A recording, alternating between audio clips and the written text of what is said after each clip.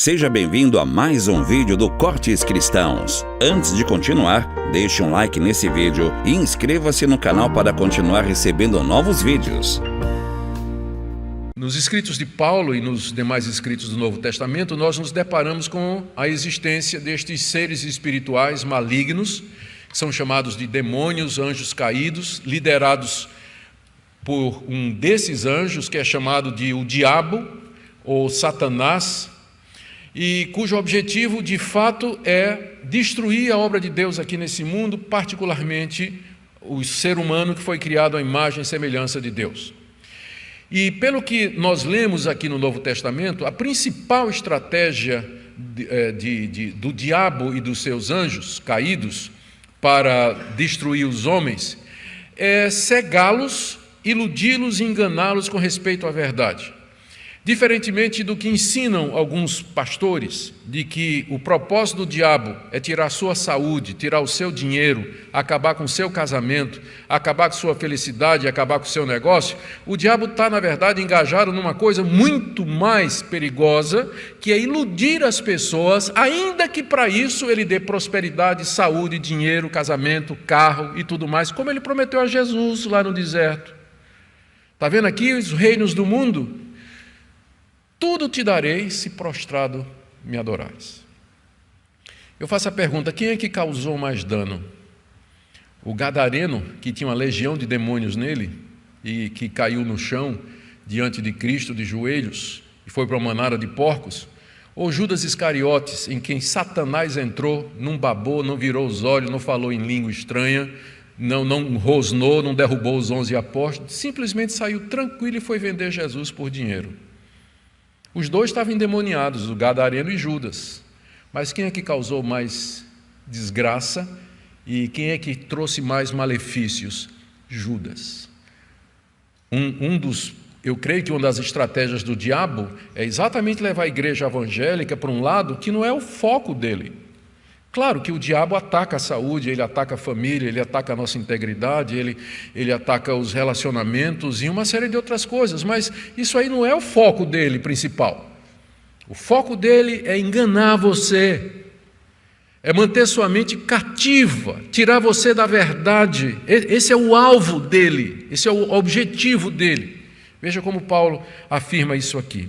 Ele diz que o Deus desse século cegou o entendimento dos incrédulos. O diabo aqui é referido como Deus desse século, porque dentro do propósito de Deus na história da humanidade, foi dada a ele autoridade para agir nos incrédulos, no mundo, nos rebeldes, naqueles que estão contra a vontade de Deus e o Evangelho. O próprio Jesus se referiu ao diabo nesses termos, quando lá no capítulo 12 do Evangelho de João, ele diz aos seus discípulos que é chegada a hora em que o príncipe desse mundo será expulso.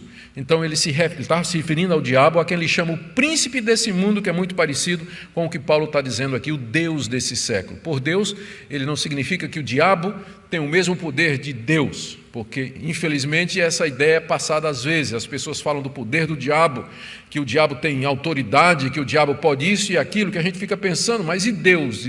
Como é isso? O diabo não é Deus no sentido que Deus é, ele é chamado de Deus aqui, no sentido de que ele tem autoridade e poder para fazer o mal, para fazer isso que Paulo está dizendo que ele pode fazer aqui. E uma das coisas que o diabo pode fazer é cegar o entendimento. Existe uma incredulidade natural do nosso coração corrompido, mas existe que pode ser agravada pelas artimanhas do diabo. De que maneira o diabo pode cegar o entendimento dos incrédulos? Com o falso evangelho, por exemplo.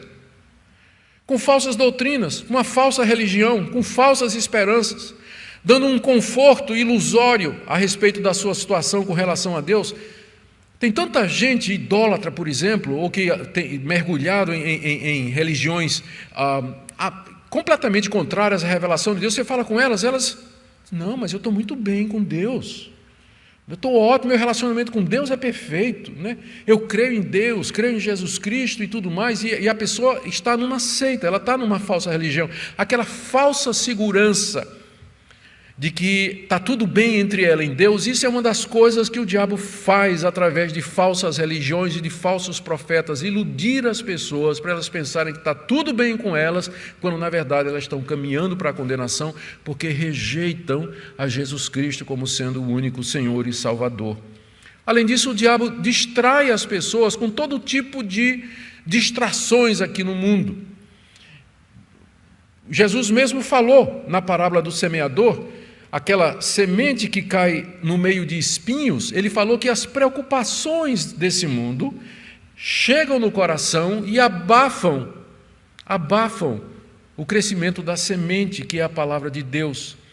Há muitas distrações, há muita coisa que pode nos distrair da verdade, tirar o nosso foco da verdade. E nem todas elas são necessariamente erradas. Tem pessoas que levantam ídolos no seu coração, no lugar de Deus. Às vezes é o marido, às vezes é a esposa, um namorado, às vezes é um carro, é uma propriedade, é o seu negócio, o seu nome, sua reputação. Eles se ocupam com esses deuses, se distraem com essas coisas e esquecem a coisa mais importante do mundo. De que adianta o homem ganhar o mundo inteiro e perder a sua alma? Satanás ilude as pessoas com estas coisas. É como um ladrão que vai entrar numa... Muito tempo atrás, quando eu era pastor aqui na igreja de Recife pela primeira vez, eu morava numa casa de madeira, numa granja, lá perto do Vale do Senhor, lá para aquelas bandas lá, que era do meu sogro, reverendo Francisco Leonardo, casa de madeira. E na casa de cima morava o Paulo, casado com a irmã mais velha da minha esposa. E eles tinham um cão de guarda que era um dálmata, chamado de Pistós, que em grego quer dizer fiel. E não poucas vezes Paulo chegava em casa e a casa estava arrombada. E ele procurava Pistós. Cadê o cachorro? O cachorro estava com a boneca na boca. O ladrão chegava, jogava a boneca para o cachorro ia lá atrás da boneca e o ladrão fazia feira. Jogava a isca. É isso que o Satanás faz. Ele joga a isca. O pessoal vai. E aí o ladrão entra para matar, roubar e destruir. Satanás distrai a mente e o foco das pessoas com coisas desse mundo, com tentações de todo tipo. Tentações de todo tipo. O alvo dele é impedir que o evangelho de Cristo resplandeça em seu coração. Veja o que Paulo diz aqui no verso 4. Nos quais o Deus deste século cegou o entendimento dos incrédulos, para que lhes não resplandeça a luz do evangelho da glória de Cristo. O resplendor do evangelho, a glória de Cristo, a luz da verdade, é isso que o diabo não quer que brilhe na sua mente e no seu entendimento. E para evitar isso, ele vai entenebrecer a sua mente com essas coisas que eu falei. Falsas doutrinas, falsas religiões, falsos deuses, falsos ídolos, confortos aqui nesse mundo, distrações. O que ele quer é que não brilhe a luz do evangelho no seu coração. E ele se refere a Cristo dizendo o qual é a imagem de Deus. Eis aqui o que é que os judeus não queriam acreditar. Que Jesus de Nazaré era a imagem de Deus, era o próprio Deus. Isso eles nunca poderiam aceitar. E por isso recusavam o evangelho. Agora, Paulo diz que isso acontece, verso 5, porque não nos pregamos a nós mesmos, mas a Cristo Jesus como Senhor e a nós mesmos como vossos servos por amor de Jesus. Eu nunca preguei a mim mesmo, diz o apóstolo Paulo, nunca quis causar uma impressão, eu nunca quis ter seguidores, eu sempre preguei a Jesus Cristo. Quando eu falei a meu respeito, eu falei de mim como escravo de vocês. É isso que eu sou de vocês, dizia o apóstolo Paulo. E é isso que todo pregador deve ser e fazer. Nós não pregamos a nós mesmos. Essa é uma das razões pelas quais, entre os puritanos, que eram grandes pregadores, entre eles era raro você ouvir alguma ilustração pessoal. Os puritanos, não é que eles não ilustravam a pregação do evangelho com alguma experiência, porque isso ajuda as pessoas a perceberem, como por exemplo a história que eu contei do cachorro Pistós, do dálmata. Então, de vez em quando, uma experiência que a gente tem, a gente usa para ilustrar algum ponto da verdade. Mas o pregador nunca deve abusar do uso de ilustrações para dar a impressão de que ele está falando dele mesmo, que ele está se exaltando. E há pregadores que falam tanto de si, o que ele fez, quantas almas salvou, igrejas que ele plantou, quantos demônios expulsou, falando e se exaltando diante do povo, que Cristo desaparece da pregação. Cristo desaparece da pregação. Paulo diz aqui, nós não pregamos a nós mesmos. Quando eu prego sobre mim mesmo, eu prego como sendo servo de vocês. Eu sou servo de vocês. Mas eu anuncio a Cristo e Cristo crucificado. É por isso, que é exatamente o que o diabo não quer que vocês vejam. A glória de Deus na face de Jesus Cristo. Por último, queridos, é o quarto ponto aqui. Paulo diz que somente Deus pode quebrar essa cadeia demoníaca. Somente Deus pode reverter esse quadro demoníaco de escuridão e de trevas. Veja o que ele diz no verso 6. Porque Deus que disse, das trevas resplandecerá a luz, Ele mesmo resplandeceu em nosso coração para a iluminação do conhecimento da glória de Deus na face de Cristo. Aqui o apóstolo Paulo passa a falar da sua experiência pessoal. Note que ele mudou aqui, o tratamento. Ele estava dizendo, ele estava se referindo ou se dirigindo aos coríntios, mas aqui ele já está dizendo alguma coisa que aconteceu na sua vida, alguma experiência pessoal. O que ele está narrando aqui é o seguinte: Paulo era um desses judeus. O nome dele era Saulo, nascido na cidade de Tarso, criado como fariseu da tribo de Benjamim, educado aos pés do maior mestre fariseu daquela época, que era Gamaliel. E Paulo era tão zeloso que, mesmo quando jovem, ele se sobressaía com relação a outros judeus, jovens fariseus, que eram mais antigos do que ele. A ponto de que ele ganhou a confiança do Sinédrio, que era a autoridade máxima do judaísmo naquela época, para perseguir e, se possível, se necessário, matar os cristãos. E Paulo perseguiu muita gente, ele assolava. A Bíblia diz, no livro de Atos, que Paulo entrava quando ele estourava uma boca, quando ele encontrava uma boca de cristãos, ele entrava e assolava, fechava, matava, levava gente presa. Ele fez isso muitas vezes. Ele foi cúmplice na morte de Estevão. Quando Estevão foi apedrejado, ele segurou as roupas daqueles que estavam apedrejando Estevão. Assim era Saulo de Tarso. Ele era um desses que conhecia profundamente o Antigo Testamento. Ninguém pode negar o conhecimento que Paulo tem do Antigo Testamento. Onde é que ele adquiriu esse conhecimento? Não foi depois de se tornar cristão, mas como fariseu treinado na lei, como rabino que ele era, ele conhecia o Antigo Testamento. E ele entendeu que era a missão dele extirpar com os seguidores de Cristo, acabar com o cristianismo, que para ele era uma heresia. E foi exatamente, e o véu estava no rosto de Paulo. Paulo lia o Antigo Testamento, mas o véu estava lá. Ele não cria que Jesus era a imagem de Deus, que ele era o Messias, o Filho. Ele não cria. Na verdade, ele odiava esse ensino.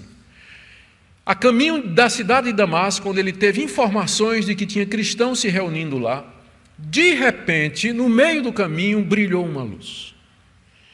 E ele ouviu uma voz em hebraico dizendo: Saulo, Saulo, por que me persegues? E ele caiu no chão.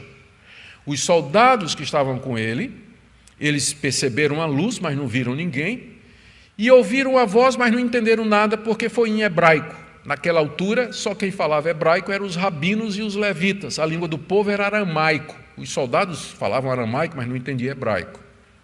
Não entendia hebraico. E Cristo ali aparece a Paulo soberanamente. Não era uma visão, aqui é importante notar isso, não era uma visão, mas uma aparição. A prova de que não era uma visão, mas uma aparição, é que os soldados perceberam. Eles viram a luz e ouviram a voz. Visão é uma coisa que acontece dentro da cabeça, só você percebe. Mas o Cristo, no corpo da sua ressurreição, da sua glória, apareceu a Paulo no caminho de Damasco. E é isso que ele está dizendo aqui. Deus, que lá em Gênesis 1:3 disse: haja luz, das trevas resplandeça a luz. Ele mesmo resplandeceu em nosso coração. Nosso aqui é meu. Ele dizendo: foi Deus que resplandeceu em meu coração, quando eu era um fariseu cego, com um coração cheio de trevas. Deus brilhou a luz do Evangelho, a referência do brilho remete a Damasco, a experiência de Damasco. Deus brilhou no meu coração e eu entendi, eu vi a glória de Deus na face de Cristo. Com isso ele está dizendo que só tem um meio de uma pessoa se converter. É quando Deus faz isso. E agora ele explica. É por isso que eu não tenho controle sobre os resultados da minha pregação. Eu prego a verdade, eu ensino o Evangelho não adulterado, mas as pessoas são cativas da incredulidade e da obra do diabo. Somente Deus, que lá no início das trevas fez luz, é que pode fazer a luz do Evangelho brilhar no coração de um incrédulo. Por isso, vocês não podem, Paulo dizendo aos seus acusadores, vocês não podem me condenar porque os judeus não creem em mim. Porque eu posso pregar o Evangelho com fidelidade, mas o brilho da luz, isso nenhum pregador pode produzir. O pregador pode produzir algum tipo de calor, mas luz é diferente de calor. A luz, o entendimento, a clareza, a compreensão, somente o Espírito de Deus iluminando.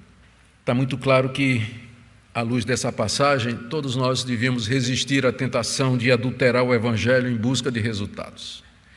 Como eu disse, é uma tentação muito grande. Primeiro para o pastor, segundo para os obreiros em geral e também para o crente. Tem coisas que nós podemos usar.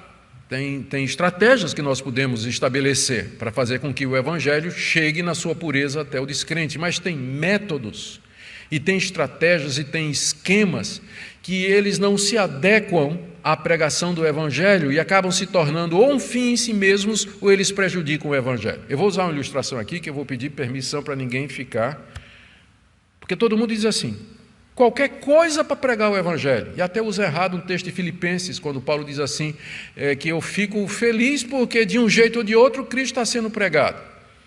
Um dia eu vou fazer uma explicação aqui desse texto. Na verdade, eu tenho já textos aí nas redes sociais, se quiser procurar a interpretação desse texto, para ver como ele é mal usado. O pessoal diz assim, desde que Cristo seja pregado, então vale qualquer coisa. Não vale qualquer coisa, não. Você serviria sopa num pinico? Bem lavadinho, aqueles branquinhos, bem lavadinho, tá? Vem um visitante na sua casa, tá limpinho, novinho, você tirou da caixa, né, ali, e você bota a sopa e serve lá, faz isso? Por que não? Por causa da associação, entendeu? Ainda que seja limpinho, por causa da associação. Então, nem todo tipo de música serve, nem todo tipo de estratégia serve, nem todo tipo de ambiente de culto serve, porque tem a associação que prejudica o conteúdo. Prejudica o conteúdo. Então, a gente tem que resistir ao modismo, que, na verdade, pode atrair muita gente. O problema com essas igrejas é que vão atrair um número muito grande de pessoas, mas elas passam de moda. Passam de moda. Estive pregando pouco tempo em Belo Horizonte, lá na Batista da Lagoinha. E aí um pessoal, muito amigo meu lá, bem reformado lá dentro, né? Sofrendo lá, firme, então lá, servindo ao Senhor. Eles me apresentaram, passamos, quando ia para o culto, eles foram me buscar no hotel, passaram por uma rua lá, e disseram, pastor, e tinha lá uma construção que não tinha nada não parecia como igreja, não tem que parecer, não é? Mas estava lá o negócio todo preto, com as luzes violetas, parecia mais, na verdade, uma boate. Sério, pastor, o senhor está vendo alguém aqui na frente? Né? E era um domingo à noite. E disse, não estou vendo não. Pastor, alguns meses atrás, não dava para passar na rua. Cheio de carro, cheio de gente, era o point dos evangélicos aqui. E depois de um ano, no auge do sucesso, a coisa foi passando. Hoje eles têm 10 gatos pingados aqui. Igrejas da moda, que atraem consumidores, mas não discípulos e adoradores de Jesus Cristo. Então resistamos à tentação de adulterar o Evangelho em busca de resultados. Segundo, na mesma linha, sejamos fiéis àquilo que Deus revelou. O Evangelho nos é dado na sua pureza nas Escrituras. A nossa tarefa é conhecer as Escrituras, ensinar as Escrituras e pedir que Deus use a manifestação da verdade para esclarecer o entendimento dos incrédulos. Essa é a tarefa da igreja, não outra. É para isso que a igreja existe. Tudo mais ONGs podem fazer, mas não tem ONG nenhuma que possa fazer isso aqui. Só quem pode fazer isso é a igreja de Cristo, conhecer a verdade e transmiti-la. Não é que a gente não pode cuidar dos pobres, dos necessitados, entrar na questão política, econômica, opinar sobre todas essas questões aí que preocupam a opinião pública. Claro que nós podemos fazer isso, mas não é essa a nossa tarefa principal. A tarefa principal é ajudar essas pessoas que estão cegas pelo diabo e caminhando para a condenação. E por fim, lembremos do grande milagre que é a conversão. Quando Paulo falou do que aconteceu com ele, que Deus brilhou no coração dele, ele fez referência ao primeiro milagre que nos é dito no livro de Gênesis, no primeiro ato miraculoso de Deus. No princípio criou Deus os céus e a terra era sem forma e vazia. E disse Deus, haja luz, e das trevas a luz surgiu. Que milagre extraordinário, o poder de Deus que das trevas chamou luz. Paulo compara a conversão a um milagre desses. Ao milagre desse. Não há um milagre maior do que a iluminação do coração de um incrédulo pelo Evangelho. Eu sei que hoje nós vivemos numa época que todo mundo quer ver milagre. Então, se uma pessoa